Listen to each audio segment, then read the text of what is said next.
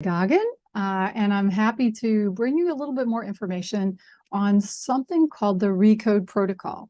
And if you haven't heard of the ReCode protocol, it is something that was developed by Dr. Dale Bredesen, and it was an effort to try and help people who are having memory problems, specifically who are suffering from Alzheimer's and needed to find some answer, right? And I think all of us need some answer. And basically, Dr. Dale Bredesen put together what is called the ReCode protocol to help people in time, sometimes even recover from Alzheimer's. Sometimes these folks who follow this protocol are able to improve their memory, which universally is not seen as an option for people who have Alzheimer's disease. So I'm going to share, this video is about the labs that a ReCode doctor would order in order to try and determine the root cause. So what do we do in functional medicine? We're looking for root cause. And it's our belief that things like memory loss and things like Alzheimer's have more than one cause, right? So for instance, some of the causes of cognitive decline are linked with very high blood glucose and diabetes. We know that diabetes is linked to people having Alzheimer's. And so that's just one of the many. It's also linked to history of previous head trauma. We know that lots of hits to the head doesn't bode well for the brain. There are vascular things that can happen leading to problems with memory.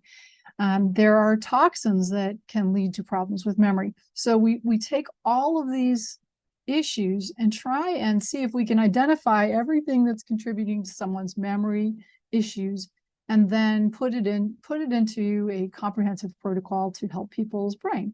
And so the Bredesen 7, you may have heard of this, is a combination of trying to do root cause resolution and then a lifestyle protocol that includes eating a certain way, moving your body, honestly, as much as possible, sleeping well, reducing stress, brain training. So we sort of say training for the mind, body, and spirit, because we want to train the brain with actual brain challenges.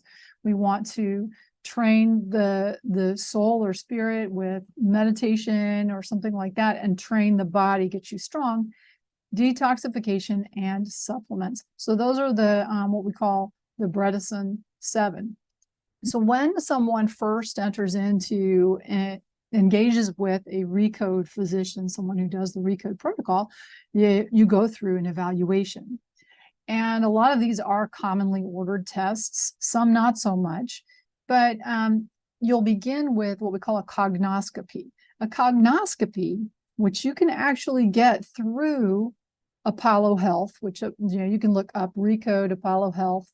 And I think I put the website below here so you can go and find it. You can do a free cognoscopy there. But they'll start with doing an evaluation, a little test that's timed, that tries to evaluate all the different types of functions that your brain does, okay? So it's sort of a functional test. And then it's great if people can have as a starting point what we call a MoCA, Montreal Cognitive Assessment. These days, doctors have to pay to use that. So, or the Alzheimer's Questionnaire 21, the AQ21. There are also some other nice ways to sort of test people's cognition, so you get a baseline.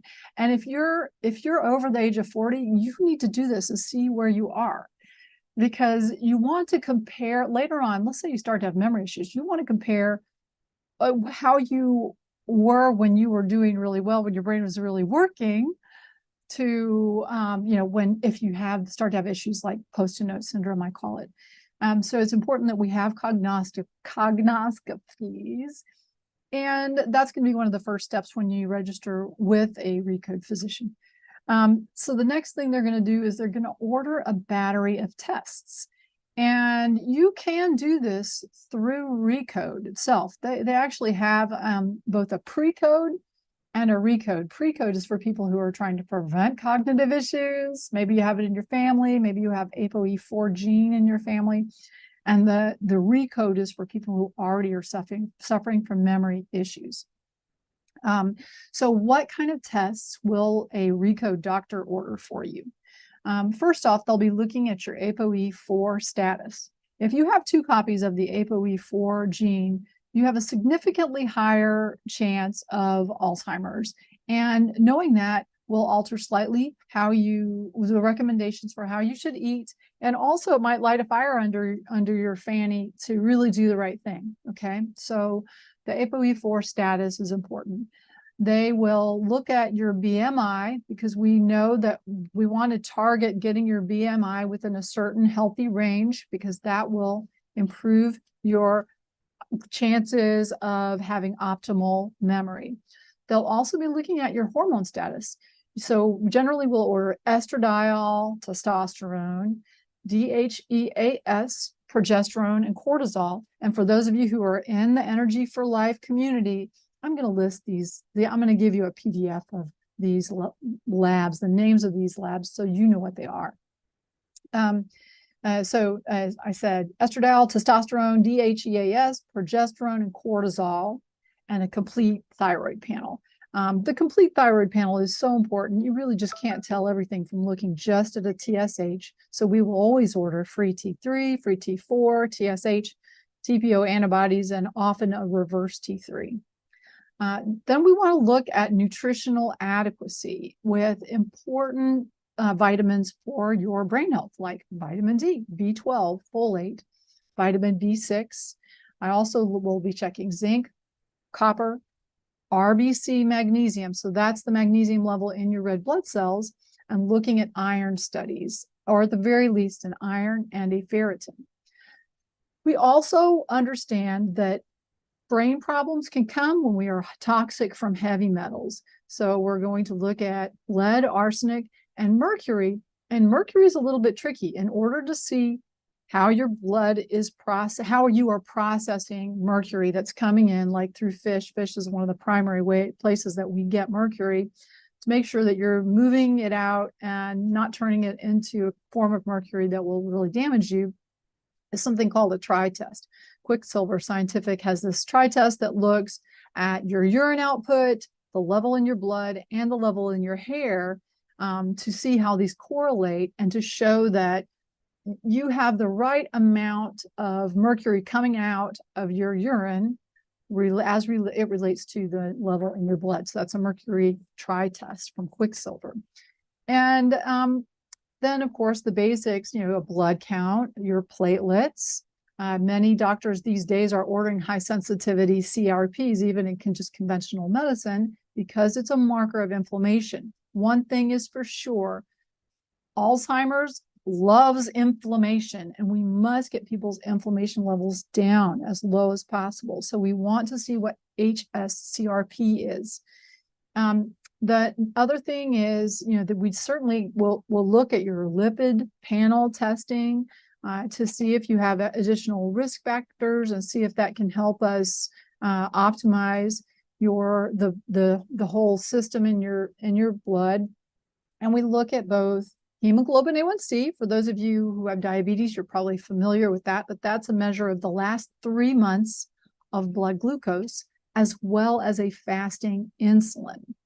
And the reason I mentioned at the very beginning of the video is because we know that diabetes and high sugar levels across a lifetime correlate with increased risk of dementia.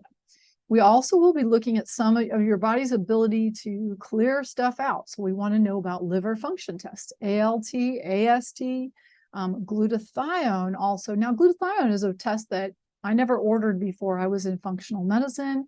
Glutathione is the body's primary antioxidant, and it helps you clear out the dead stuff, right? We look at several labs from a commonly ordered test, a comprehensive metabolic panel, specifically looking at making sure your kidneys are doing well, and making sure you have adequate protein. So we'll look at an albumin, globulin, and the AG ratio to look for clues to the root, making sure that these are all within normal limits.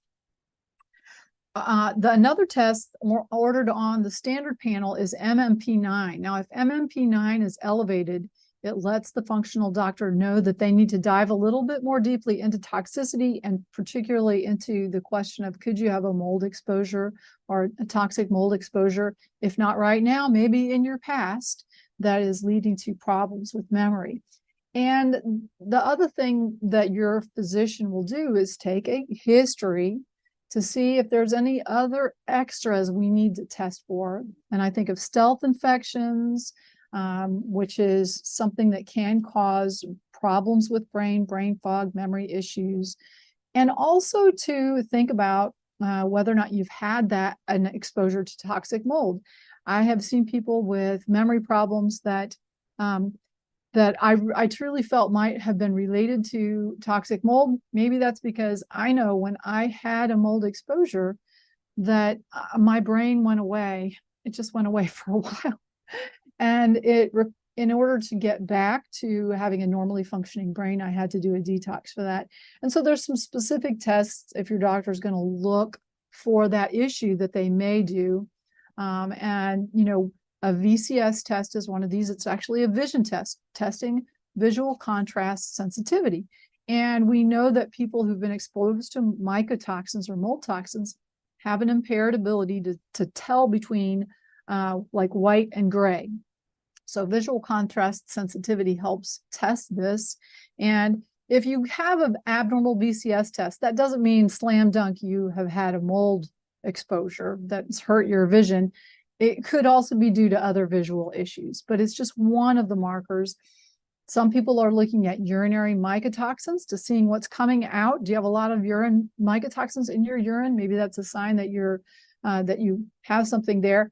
Interestingly, having no urinary mycotoxins does not necessarily tell you that there's nothing there, because some people, in fact, the people who get super sick from mold, their body has a hard time processing it, so that they might not have any show up in their urine initially until after you start to help the body open up the drainage pathways.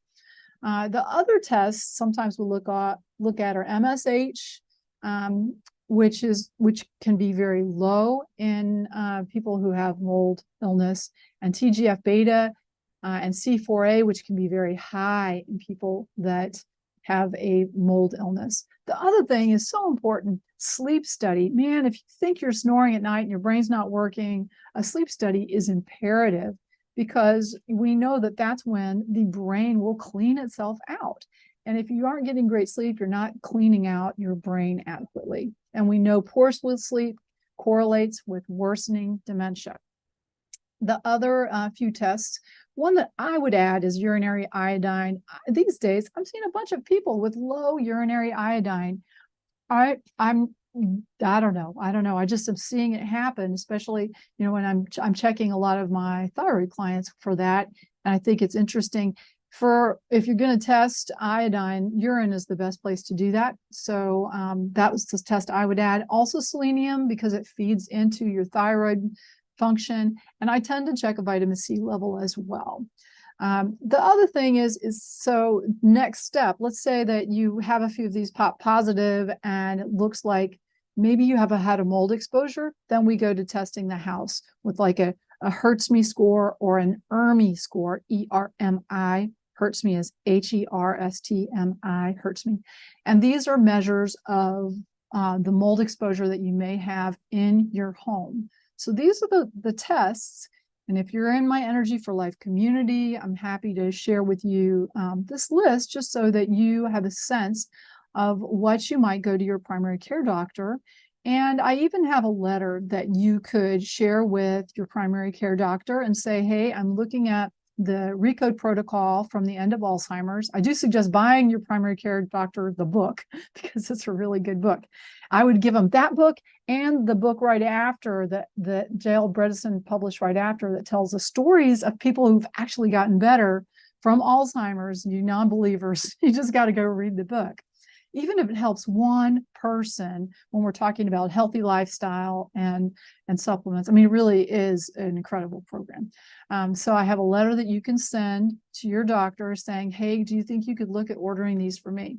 Now, you can order the test through Apollo Health, like I said, and the link is below this video, at least YouTube, the link is below. And this is really important information for us to share with everybody. So if you're interested in learning more about my course that will take you through how to do the ReCode protocol with a little bit of guidance from me, you could reach out to me, clinic@feelgoodfunctionalmed.com. Somewhere in all my videos, you'll find that email address or just you could just, it's clinic@feelgoodfunctionalmed.com. I hope to hear from you guys and hope you guys are having an awesome, awesome day. All right. See you later.